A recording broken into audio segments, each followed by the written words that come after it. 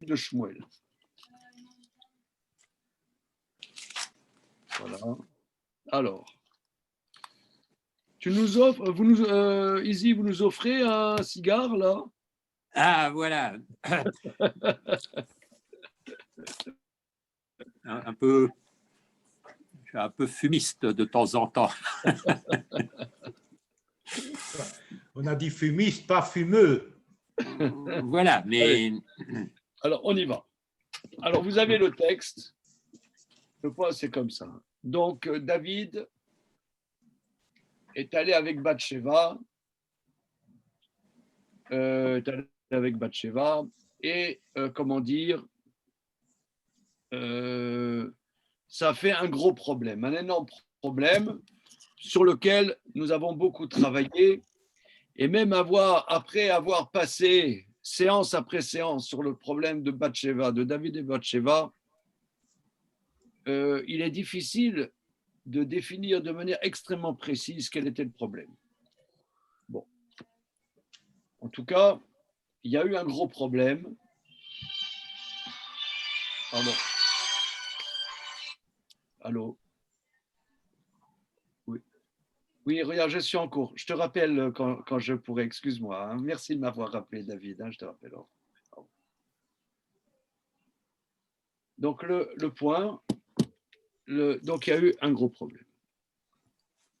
Le prophète Nathan a fait des remontrances à David.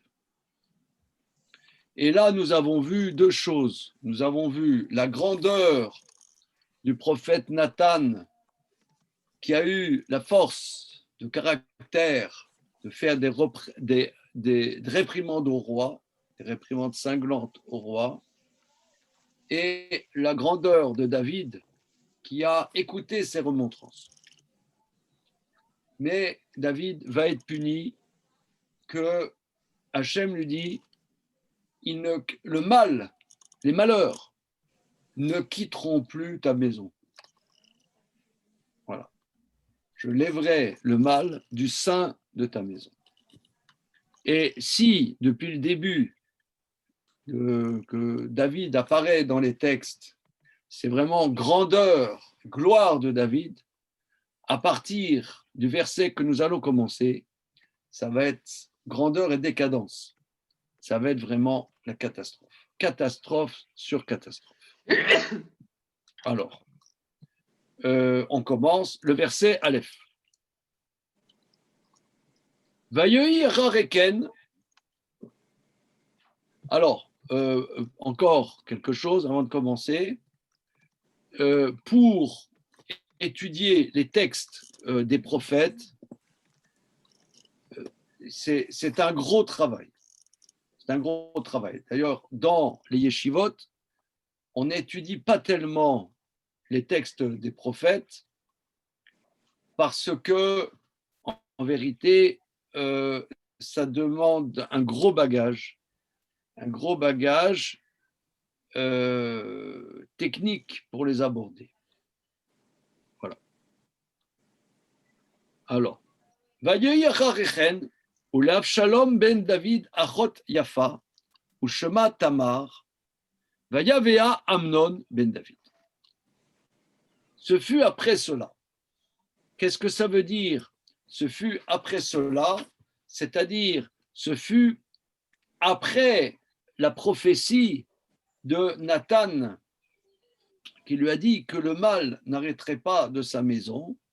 Donc voilà, maintenant ça va arriver. Et Absalom, fils de David, a une sœur, Yafa, très belle, ou Shema Tamar. Son nom, c'est Tamar. Ça veut dire quoi, Tamar? Date. Une date, par exemple. La date, voilà, la date. Hmm. Vayavea Amnon ben David. Et Amnon, le fils de David, l'a aimé. Voilà. Amnon est le fils aîné de David. C'est le fils de, si je m'abuse, de Avital. Voilà, Avital à Israélite. Avital à Israélite, et c'est le fils aîné de Amnon, c'est le prince qui normalement doit succéder à David. Bien que nous ayons vu les fois dernières que David avait juré à Bathsheba que ce serait Shlomo qui régnerait après lui. Mais non, le fils aîné, c'est Amnon. Voilà. Alors, regardons Rashi. Ulav Shalom, Achot Yafa, il a une sœur belle, Shaita Batimo, c'est-à-dire la Avshalom a le fils de David. Donc, Avshalom, c'est le fils de David, Amnon, c'est le fils de David, et Amnon est amoureux de la sœur d'Avshalom. Donc, l'équation est un peu difficile, si vous voulez. Et alors, Rachidi, Shaita Batimo, c'était la fille de sa mère. C'était la fille de la mère d'Avshalom. Alors, nous savons que Avshalom est le fils du Néphat Toar. Voilà. Béni, est-ce que vous savez qu'est-ce que c'est une Néphat Toar? Non. Néphat noir. Alors, qu'est-ce que On c'est? emploie cette expression pour Sarah? Non, pas tout à fait la même. Hein? Comment? On emploie cette expression pour Sarah? Alors, non. Néphat Toar, Non. c'est un statut très précis. Un statut très précis qui nous serons donc obligés de rentrer dans le statut juridique de la Néphat Toar. Ah, bonjour Fabien et bonjour Élie. Vous vous mettez en vidéo si c'est possible. Ouais. Je préfère. Hein. Ouais. Alors Élie, tu m'as dit que tu ne pouvais pas venir. Parce que c'était le fiançailles de ma belle-sœur. Et c'est fini. Finalement, ils ont fait la journée. Comment? C'était la journée, d'accord. Donc voilà, parce qu'avec le couvre-feu, ils ont préféré le faire la journée. Ah, d'accord, très bien. Alors, il y a notre ami Asher. Ah oui, Asher, viens. Asher El Mouchnidou. Il a parlé de toi. Asher, viens voir. C'est la honte. Oui, la honte, c'est bien, c'est une bonne qualité. Fabien, tu ne peux pas mettre la vidéo? Non, bon, c'est pas grave. Ok, alors maintenant, qu'est-ce que c'est Néphat Toar? Bonjour Fabien. Comment ça s'écrit? Bon anniversaire. Alors, c'est l'anniversaire de notre ami Fabien. Voilà. Bon anniversaire. Voilà. Champagne pour tout le monde. Alors, Néphat Toar.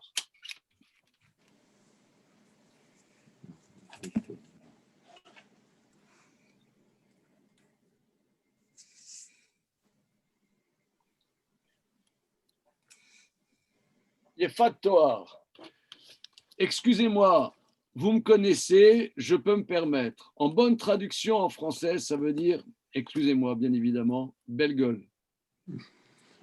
Voilà. Ouais. Vous comprenez ce que je veux dire?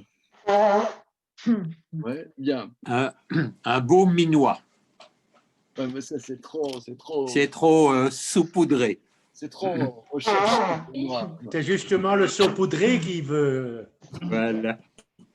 Alors, de quoi s'agit-il? Regardez, prenez un Chumash et regardez le début de Parashat Kitetse. Donc, il faut des bases. Il faut des bases pour aborder les versets que nous allons voir. On va prendre le Chumash. Alors, Parashat Kitetse,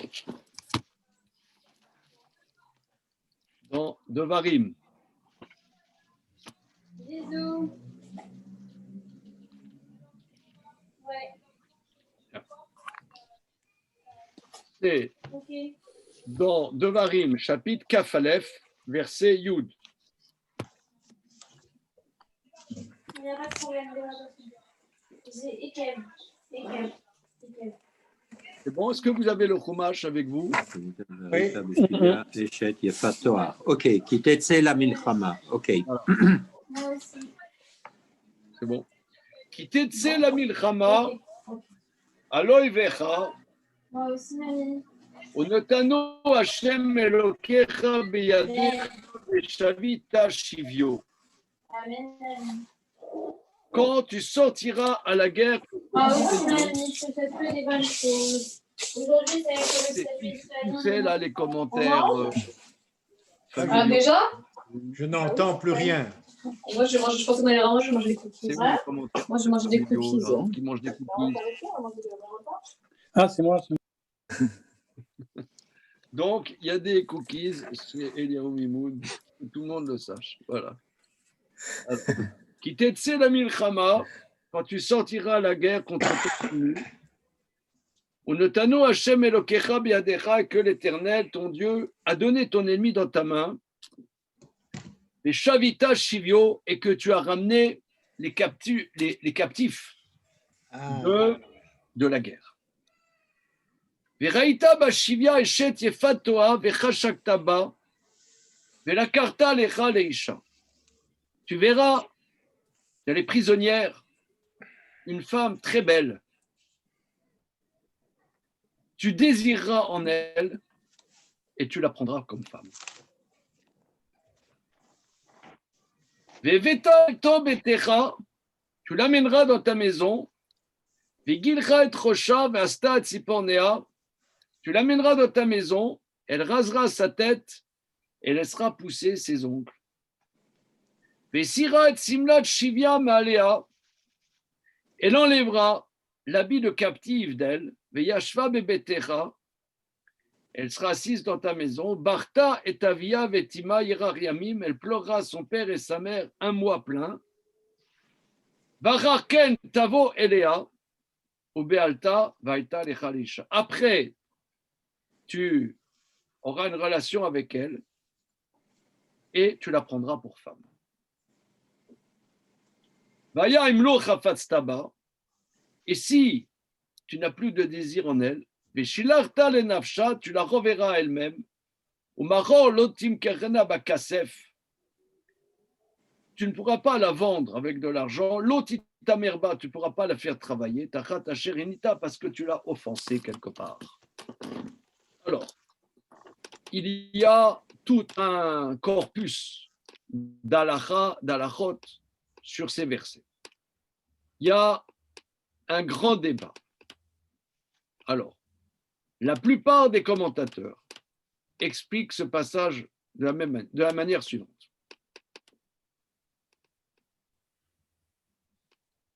Quelqu'un part à la guerre. On sait que quand on part à la guerre, dans la guerre dont on parle dans la Torah, ceux qui partent à la guerre, on voit à la fin de Parashat Shoftim que ce sont que les tzadikim qui partent à la guerre. Si quelqu'un il fait des fautes, on sait qu'il fait des fautes, etc., il reste à la maison. Parce que qu'est-ce qui fait qu'on gagne la guerre? C'est les mérites. Ce n'est pas la force du poignet et la force des fusils Uzi. C'est certes, il faut des fusils Uzi, il faut des armes, mais c'est les mérites qui font qu'on gagne la guerre. Donc, des fauteurs, etc., ils restent à la maison. Bien. Alors, ceux qui partent à la guerre, c'est des tzadikim. OK. Maintenant, il s'est trouvé qu'ils ont gagné la guerre et ils rapportent des captifs. Le verset dit, si quelqu'un qui est parti à la guerre voit une captive et qu'il est amoureux de cette captive, alors, d'après la plupart des décisionnaires, il a le droit de coucher avec elle.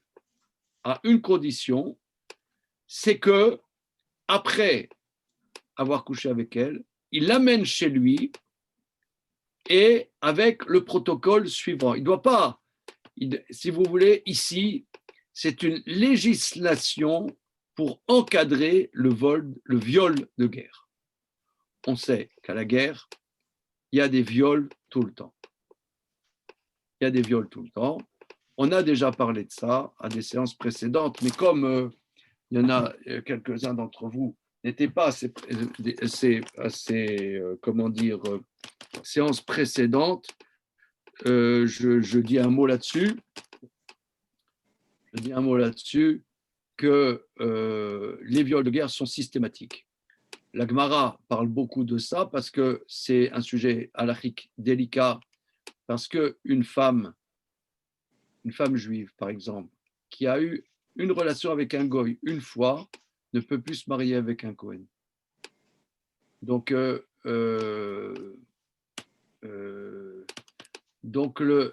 c'est des lois qui sont travaillées parce que malheureusement, au fil des années, c'est des siècles, ça arrivait des viols des fois systématiques.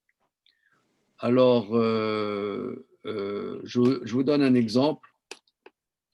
J'ai discuté longuement avec ma belle-mère, Aléa Shalom, qui était rescapée d'Auschwitz. Je lui ai demandé. Elle nous a raconté la chose suivante. Quand ils ont été libérés d'Auschwitz, après quelque temps, ils sont allés dans un train qui les ramenait dans leur pays natal, en l'occurrence la Hongrie. Et il y avait des soldats russes dans le train. Les soldats russes ont violé systématiquement toutes les femmes, l'une après l'autre, dans le train. Donc ça veut dire qu'elles étaient rescapées d'Auschwitz, mais l'affaire ne s'était pas arrêtée là, quoi. Les libérateurs, elles ont entendu, ma belle-mère et sa sœur ont entendu les cris, les hurlements dans les wagons derrière. Elles ont compris ce qui se passait. Il y a eu un arrêt en race campagne, elles sont descendues pour ne pas être violées. Donc ça veut dire, alors moi j'ai demandé à ma belle-mère, j'ai posé des questions qui a des traits halachiques pour comprendre un peu certaines choses. Elle m'a dit, mais ça, je ne sais pas que les Russes et les Américains, c'était pareil, comme ça elle m'a dit. Le chocolat. Alors, voilà, j'en ai déjà parlé, tu as déjà entendu ça. Ouais. Un ou deux, oui. C'est important, c'est intéressant. Ouais. Seulement les Américains, ce n'était pas avec des taloches, c'était avec des plaques de chocolat. Mais c'est des choses très importantes parce qu'aujourd'hui, on est dans une société aseptisée ou alors elle n'est pas du tout aseptisée, mais on s'imaginerait que ce serait aseptisé. Donc, il y a la guerre, il y a le viol, c'est comme ça. Alors, maintenant, la Torah légifère sur le viol de guerre. Si tu es amoureux d'une femme à la guerre, ok, tu as le droit de coucher avec elle, à une condition. Ah, elle n'est pas juive, Là, les Rachamim disent qu'il vaut mieux légiférer dans un cas comme ça, plutôt que si tu ne légifères pas, de toute façon, ça va être la cavalcade. Donc, il vaut mieux permettre, dans un cas limite, une femme non juive, plutôt que... Mais, il y a des conditions. C'est qu'une fois qu'il est allé avec elle, il n'a pas le droit de la laisser sur le bas du chemin, il l'amène chez lui et pas de soins esthétiques pendant un mois, pas de coiffeur pendant un mois, et il va voir qu'en vérité, il n'a rien à foutre avec elle, quoi. Alors, si au bout d'un mois, il voit qu'il la désire toujours, il la convertit. Là, il y a une conversion. Alors, c'est une conversion qui n'est pas une conversion en vérité. En général, une conversion vient parce que la personne est, comment dire, une volonté de devenir juive. Elle n'a aucune volonté, cette femme. Néanmoins, c'est une conversion un peu sous la contrainte. C'est un cas limite. Si au bout d'un mois, il la désire encore, alors il fait la conversion et ça devient sa femme légitime et devient juive. Maintenant, s'il la désire au bout d'un mois, il voit qu'en vérité, ils ont rien, ils s'ennuient ensemble, qu'elle est idiote, et finalement, parce que nos maîtres disent qu'à la guerre, les idolâtres maquillent les femmes pour que les femmes, finalement, ne soient pas massacrées, maquillent les femmes avec des beaux habits, etc., pour qu'elles ne soient pas massacrées, et par leur charme, arrivent à s'en sortir. Mais une fois qu'elle a pu ses beaux habits, comme dit le verset, elle enlève ses habits, elle laisse ses ongles pousser, elle ne va pas à la manucure, elle laisse ses cheveux pousser, etc. Il dit, oh là là, qu'est-ce que je fais avec elle? Alors là, il la libère. Il n'a pas le droit de la garder en esclave, il la libère. Bon, ça c'est les versets. Bien. Alors, David, le roi David, a eu plusieurs yéfatoirs. Le roi David, tzaddik parmi les tzaddikim, a eu plusieurs yéfatoirs, dont Ma'ara, la fille du roi de Geshur. Alors, la mère de Tamar, elle s'appelait Ma'ara, la fille du roi de Geshur. Bon, Geshur, c'était une peuplade dans le coin, et c'était la princesse de Geshur. Alors, la plupart des commentateurs disent que quand David, dans le camp des prisonniers, il a vu cette femme, il l'a désirée, il est allé avec elle, elle a été enceinte. Elle a été enceinte d'une fille qui s'appelle Tamar. Cette fille ensuite s'est convertie, cette Ma'ara s'est convertie elle-même, et ensuite David a continué à vivre avec cette femme qui est devenue sa femme légitime, Ma'ara, et une fois qu'elle s'était convertie, il a eu un fils qui s'appelle Avshalom. Et c'est ça ce que le verset dit, que Avshalom est appelé fils de David. Mais Tamar, c'est la sœur d'Avshalom par la mère, mais ce n'est pas écrit que c'est la fille de David. Parce que si quelqu'un a un enfant d'une non-juive, cet enfant n'est pas lié juridiquement au père. Donc, lorsque Amnon, frère par le père de Avshalom, est tombé à son tour comme son père, le père était amoureux de la mère et le fils amoureux de la fille, Amnon, juridiquement, il est amoureux, mais ce n'est pas un inceste. Est-ce que ça, c'est clair? Monsieur Benjamin Fréa, bonjour. Bonsoir. Allô? Oui. Ça va, Benjamin? Bon, ok. Bonjour, Pia. Bonjour, Pia Cohen. Bon, ok. Alors, tout ça pour dire que, est-ce que c'est clair? Est-ce que c'est clair que Amnon, juridiquement, c'est pas sa sœur juridiquement? Est-ce qu'on est d'accord là-dessus? Oui, Ou est-ce que c'est pas clair? pour moi, c'est clair. Donc, Prenons un exemple. Tu as un feuge, ouais, un feuge. Il a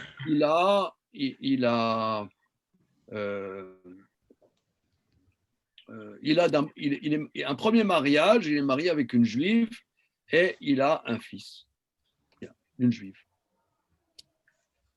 Et ce feuge, il a un enfant d'une Goya,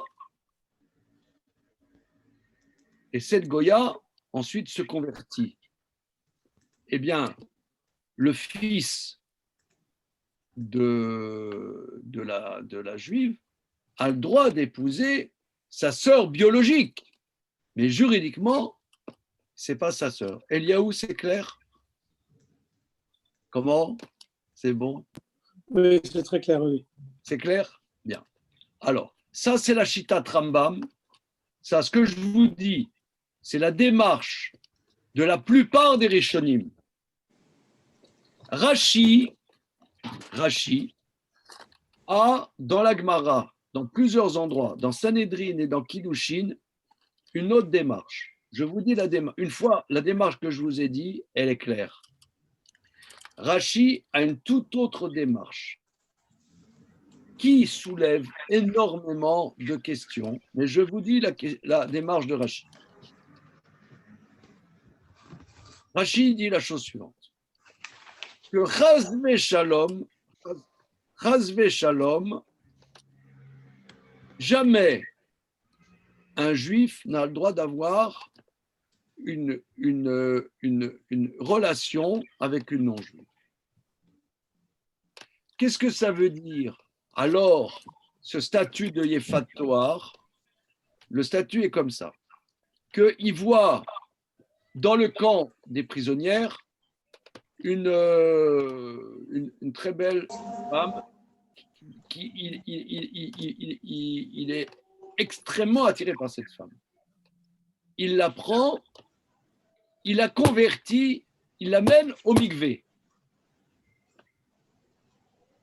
Et il lui dit maintenant, tu dois faire les commandements de la Torah. Donc c'est une conversion contrainte. Là, une fois que c'est fait, il a le droit d'avoir une relation avec elle. Mais étant donné que c'est qu'une conversion contrainte, si elle a un enfant, cet enfant, juridiquement, n'est pas affilié au géniteur. Parce que c'était une conversion sous la contrainte. Un mois après, elle reste. Si elle est d'accord après de devenir juive, ça deviendra une deuxième étape, une conversion consciente, voulue. Et là, après, deuxième conversion, après, l'enfant qu'il aura, étant donné que là, elle peut dire oui, elle peut dire non, l'enfant qu'elle aura sera affilié au géniteur. Et comme ça, il explique notre passage. Voilà. Donc c'est un grand débat. C'est un grand débat. La plupart des commentateurs n'expliquent pas comme Rashi. Mais c'est la démarche de Rashi. On verra tout à l'heure dans la Gemara d'Afkaf Aleph dans Maseret Sanhedrin, vous verrez Rashi qui dit que c'était la fille de Mara, la princesse de Geshur, parce qu'elle avait été convertie sous la contrainte. C'est pour ça qu'elle n'était pas affiliée à David. Voilà. Ça, c'est la démarche de Rashi. Mais ça ne change rien par rapport à entre les premières chita et la deuxième, enfin les deux versions que vous avez données, par rapport entre Amnon et comment il s'appelle, et Tamar, ça ne change rien. Les deux ne sont pas affiliés de toutes les façons. Oui, oui. Ça, par rapport à ça, ça ne change rien. Mais au niveau, si tu veux, je dirais, excuse-moi, je vais dire un gros mot, conceptuel, qu'il y a une conversion, un concept de conversion sous la contrainte. C'est un peu, sont des mots qui ne vont pas ensemble, si tu veux. Tu vois, et que finalement, elle est juive quelque part, mais l'enfant n'est pas affilié au géniteur. C'est un peu une circonvolution juridique. On peut se poser la question, si vous voulez, ça interroge quand même. Ça interroge quand même. Tu vois, par exemple, aujourd'hui, tu as des personnes qui se convertissent dans de multiples tribunaux rabbiniques et qui ne sont pas du tout convaincus, mais qui le font pour se marier. Quel est le statut de ça? Non, mais il n'y a pas de marloquette entre Rashi et les autres commentateurs par rapport à ça. C'est simplement que Rashi avait une autre version de la lecture de Nevi'im. Parce qu'on est pas, on peut. Si tu veux, il y a quelqu'un qui va au mikvé sous la contrainte de l'amour, mais finalement la personne ne veut pas se convertir. Je connais des gens comme ça, ils s'en foutent complètement. Mais bon, l'amour, mais c'est aussi une contrainte. Quelle est la différence entre c'est une contrainte, c'est pas une volonté. Oui, mais c'est-à-dire ça change. Tous les commentateurs, Rashi inclus et les autres inclus, peuvent très bien dire que ça ne marche pas ou que ça marche. Je ne sais pas. Mais en tous les cas, il n'y a pas de différence par rapport à ce qu'on vient de dire. Ça ne rentre pas, ça, l'histoire de. Non, c'est vrai, mais bon, mais si tu veux, Rashi propose une démarche extrêmement étonnante, qu'on voit quelqu'un a été converti par la contrainte, et que l'enfant n'est pas affilié à son géniteur. Bien que finalement, quelque part, elle n'est plus Goya, hein, puisque, d'après Rachi, c'est impossible d'avoir une relation avec une Goya. Donc, quelque part, elle n'est plus Goya. Et quand même, l'enfant n'est pas affilié. Donc, c'est un, Mais c'est un- si elle est convertie par la contrainte, c'est un peu normal que son enfant ne soit pas. Si c'est par la contrainte. Oui, alors disons qu'elle n'est pas convertie, c'est ce que les autres vont dire. Ce concept-là est quand même Bizarre. est bizarre. Hein. Le Mais convertir ouais, les gens sous la contrainte, c'est un peu antagonique. ouais. Je ne voudrais pas être hors sujet, mais c'est un sujet en soi. Oui, mais c'est Une con- une quand même. con- C'est un peu- Ouais, énorme. Une conversion. Bon, ici, on emploie le terme de contrainte, mais on va dire que quelqu'un qui se convertit, et je vais dire devant un bédine, avec un bédine sérieux, de toute façon, il ne sait pas ce qu'il fait. Il lui faudra une vie, comme à nous, d'études, de savoir qu'est-ce qu'on a fait, comment on s'approche des mitzvot, de la Torah, d'Hachem, etc. Donc, on ne va pas parler de contraintes physiques forcées, je ne sais pas, mais quelque part, il y a une volonté de devenir juif, on va dire, pour faciliter les choses, mais le gars ou la dame, ils ne savent absolument pas ce qu'ils font. Donc, où est leur véritable volonté? Ils vont le découvrir dans une démarche qui va être toute leur vie, en fait, comme nous-mêmes qui sommes, comme vous le disiez tout à l'heure, on ne naît pas juif, on le devient. Alors, oui. Alors, comment dire? Bon, ça c'est un sujet qui est abordé d'Afkavbet à Moulbet dans le traité Yevamot. Il y a quelqu'un qui dit en rêve, on m'a dit que je me convertisse. On n'accepte pas une conversion comme ça. Une conversion doit venir quand même par une démarche. Une démarche, ça veut dire, moi j'ai connu beaucoup de gens qui se sont convertis. Ils savaient ce qu'ils faisaient quand même s'ils ne comprenaient pas. Ils ne comprennent pas tous les tenants et les aboutissants, mais quand ils le font, ils le font. Parfois par intérêt. Comment? Parfois pas par contrainte, mais par intérêt. Non, mais je parle des vrais Oui. convertis. Hein. Non, Je parle OK. au fil des années, Oui, montrer soit bien sûr. des hommes, soit des femmes qui n'étaient pas nées juives, mais qui avaient une conscience extrêmement claire de leur volonté de rentrer dans le peuple d'Israël. Donc maintenant, tous les tenants et les aboutissants, ils ne le saisissent pas, mais ils étaient quand même clairs quand ils l'ont fait. Ça, je peux témoigner. Hein. Ouais. Je peux témoigner, ça existe. Hein, quand même. Et pas un, et pas deux. Hein, j'en ai rencontré dans ma vie. Ok. Alors, on va continuer. Donc, Amnon est tombé amoureux fou de sa sœur biologique, qui n'est pas sa sœur juridique, que ce soit d'après la démarche de Rambam et de la plupart des commentateurs majoritaires, et la démarche de Rashi. Verset bête. Vayetzer les Amnon, les Itralot, Bavour Tamar Achoto, qui betula I. Vaïpale bene Amnon, la sotla meuma. Et Amnon a en devenir malade. À cause de Tamar, sa sœur, car elle était vierge.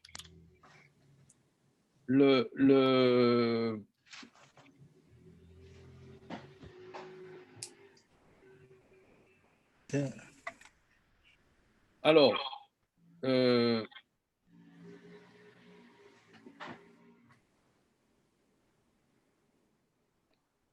c'est-à-dire que les filles vierges étaient extrêmement...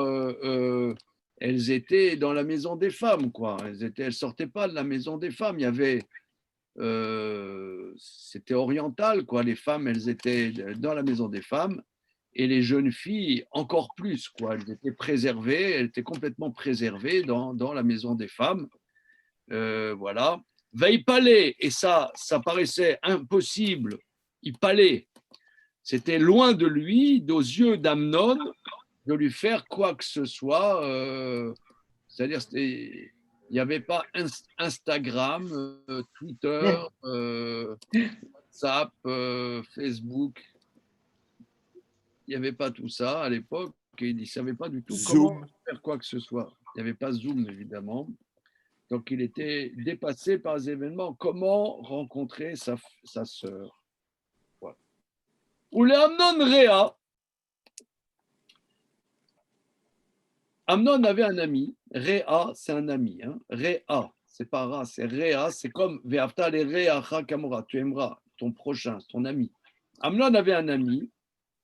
Shemo Yonadav ben Shima Ari David. Son nom, c'est Yonadav, le fils de Shima, le frère de David. Donc, c'est un cousin de Amnon. Shima, c'est le frère de David, donc c'est le cousin. Ve Yonadav, Ish Chacham Meod. Et Yonadav est quelqu'un de très, très Chacham. Alors, regardez Rashi, Gimel. Chacham la Risha, intelligent dans le mal. Aïe, aïe, aïe. Il y en a, ils ont des intelligences pour le bien. Mais il y en a, c'est des âmes damnées pour une intelligence, des génies pour le mal. C'est la Gemara qui dit ça. Vayomerlo, il lui a dit. Donc, il a compris. Il voit son cousin là qui est comme on disait au 19e siècle, mélancolique. Voilà. Il voit son cousin mélancolique. Vayomerlo, Madoua ata kacha dal ben ameler baboker.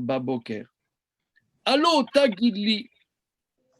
Vayomerlo Amnon et Tamar achot Avshalom Achi Ani Oev. Il dit, Madoua, pourquoi es-tu ainsi dal? Dal, ça veut dire maigre. Rachid dit karouche, maigre. Pourquoi tu es tellement maigre? Donc, il n'arrivait plus à manger. Amnon, c'est le frère aîné de toute la grande fratrie des enfants de David. C'était un grand balèze, beau gars, tout ça. Et là, pourquoi tu es tout maigre le matin? Dès le matin, là, je sais pas, tu as passé des nuits blanches. Qu'est-ce qui t'arrive là?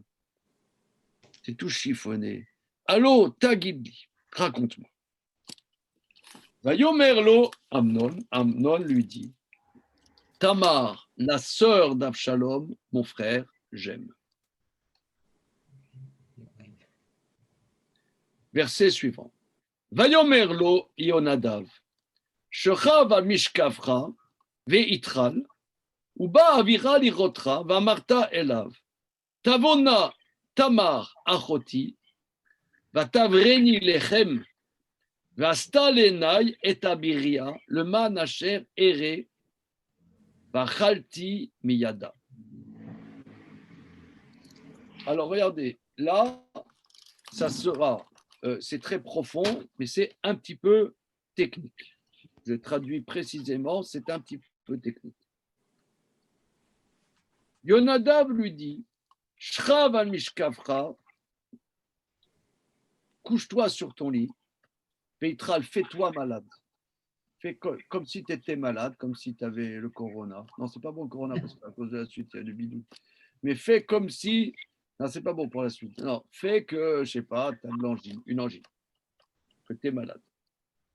Uba vichar lichotra, ton père va venir. Bah, c'est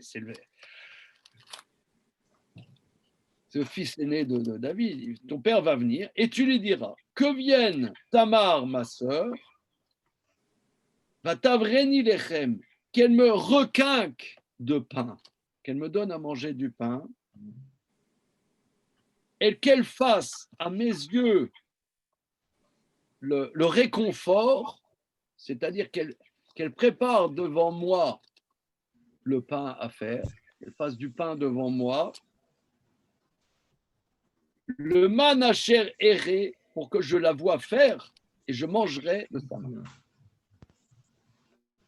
Alors, j'ai vu le Malbim explique comme ça, que Yonadav était très intelligent. En vérité, Amnon, il avait honte de dire à son père qu'il aimerait épouser sa sœur, sa demi-sœur, parce que, si vous voulez, en yiddish, on dit « pas nicht » quand même. C'est ça. Bien qu'en vérité, c'est cachère. C'est cachère, mais depuis qu'elle est née dans le palais de David. Donc, c'est la fille de David. Bien que, au niveau du dossier au Bédine, c'est pas la fille de David, mais c'est la fille de David. D'ailleurs, il dit là, ma sœur, quand même, bien que c'est pas sa sœur, tout en étant sa sœur, c'est pas sa sœur. Donc, donc il n'ose pas. Mais l'autre, il va lui dire, parce que il dit que dis à ton père, tu vas te faire le malade, il va venir te voir, tu dis voilà, moi j'ai besoin d'être requinqué, de me redonner, j'aimerais que ma sœur vienne, me fasse à manger, que je la vois faire à manger, et que ça me donne de la force et je mangerai de sa main.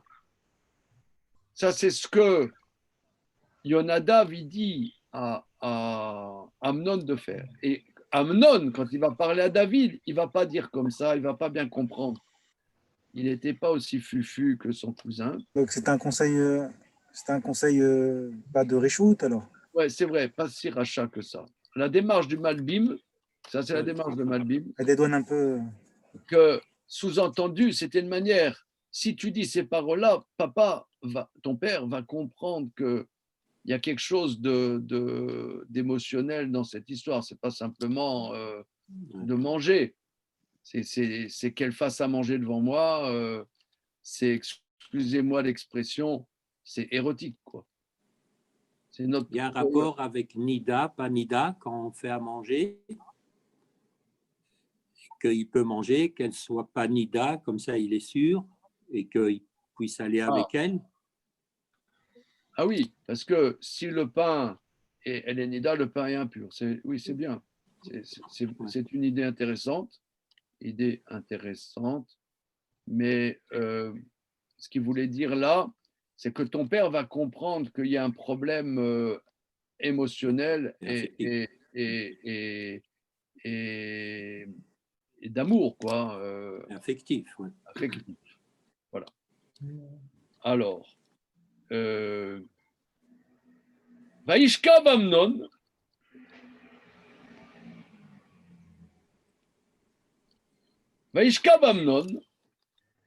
Vaitral, Vayavo Ameler, Liroto, Vayomer Amnon el Ameler, Tavolna Aroti, Tamar Aroti, Vatelavev le Enai Shte Levivot, Ve'evra Meyada. Amnon s'est couché, il s'est fait malade. Le roi est venu le voir. Amnon a dit au roi, alors là, c'est pas dit à David son père, mais c'était au roi, que vienne Tamar, ma sœur, ou te lavev les nages tes levivotes. Alors, des levivotes, c'est quoi des levivotes? Même encore en hébreu moderne, levivotes, c'est quoi des levivotes, monsieur? Des crêpes. Des crêpes. Voilà, je mets un petit clapping là. Clap. Clap. Voilà.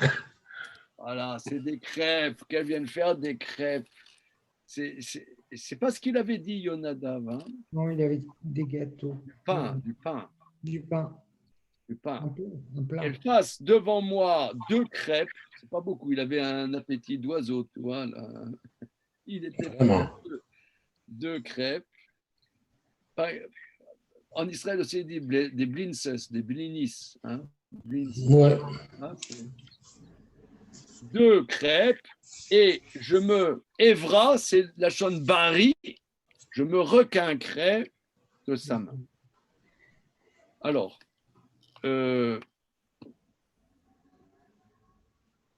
j'ai vu un commentaire sublime sur ce passage que notre ami Meir vous a envoyé.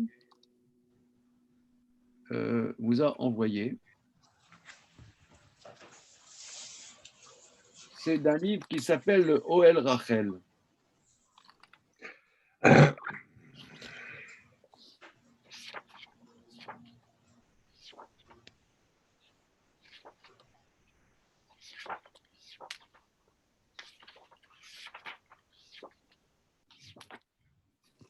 Petite seconde.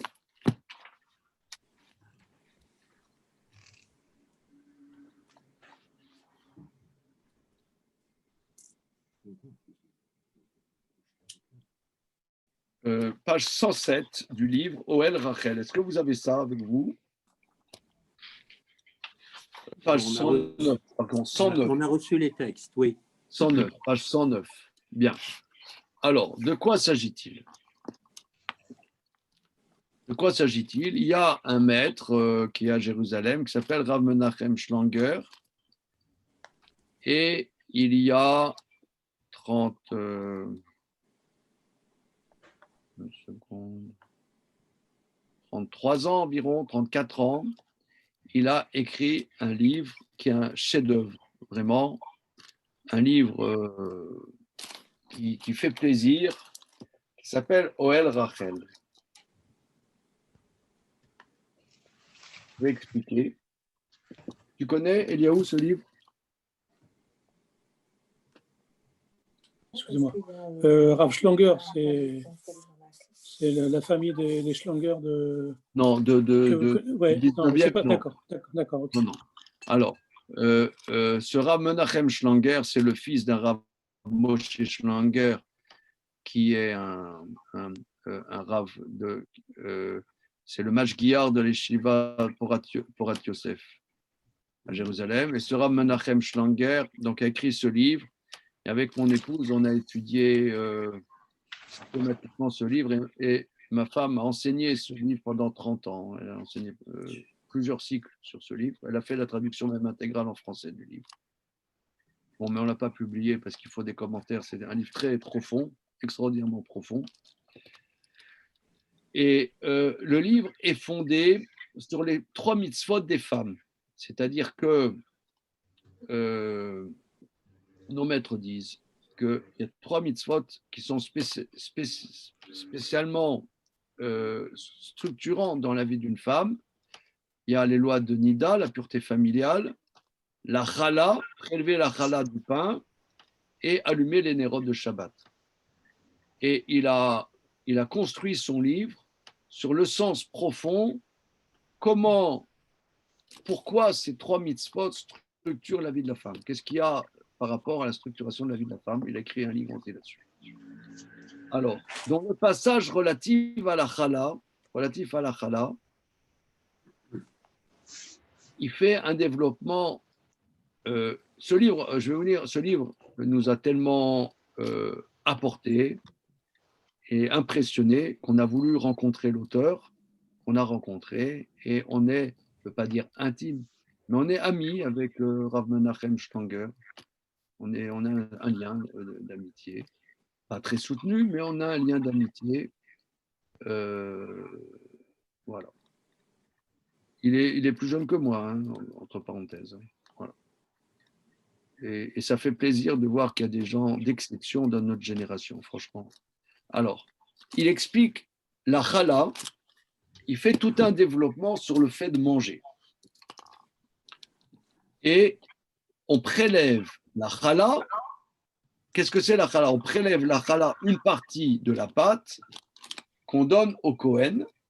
On donne au Kohen, si vous voulez, c'est un peu comme un korban, comme une offrande qu'on fait au Kohen. Alors, de nos jours, on prélève la chala, mais comme la chala doit être mangée dans un état de pureté, on ne la donne pas au Kohen, on la brûle. Voilà, c'est comme ça de nos jours que nous faisons. On doit la prélever, mais on ne peut pas la donner au Kohen. Bien. Alors maintenant, il explique la base. Pourquoi la Torah nous donne la mitzvah de challah à partir de la pâte? Alors, bon, c'est un développement très long, mais disons en quelques phrases, mon souvenir, c'est la chose suivante. C'est que l'être humain est un être très complexe.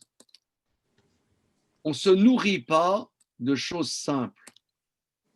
On ne se nourrit pas on peut manger de la salade, mais bon, quelqu'un qui mange trop de salade, excusez-moi l'expression, c'est un lapin ou une vache, quoi.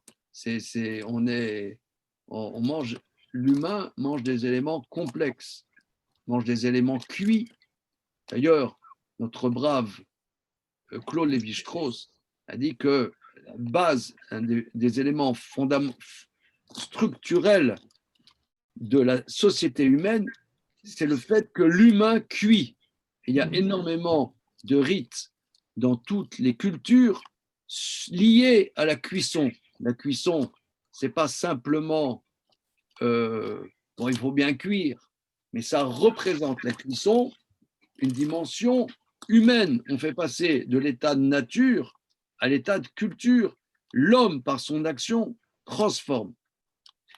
Pas seulement ça, mais le pain est un mélange, parce que l'humain est un mélange. Quand on dit que Dieu, il a pris de la terre, il a mis de l'eau, il a pétri l'homme, il a pétri l'humain. Eh bien, on est un des éléments complexes. Ces éléments complexes, l'aliment qui correspond le mieux à la complexité humaine, c'est le pain, parce que c'est un corps extrêmement complexe, qui lève d'ailleurs. La matzah, on peut en manger quelques jours, mais ce n'est pas fait pour. La matzah, ce n'est pas fait pour être mangé. On mange quelque chose qui lève, qui a du levain, qui est composé. Nous, on est des éléments composés. On a des bons caractères, des mauvais caractères. Tout ça, ça fait notre personnalité. Et il rajoute, on n'est pas que des êtres matériels. On a la neshama aussi. Quand on mange, on nourrit aussi la neshama. C'est ça la challah. Quand on mange du pain, est lié au fait de manger une mitzvah qui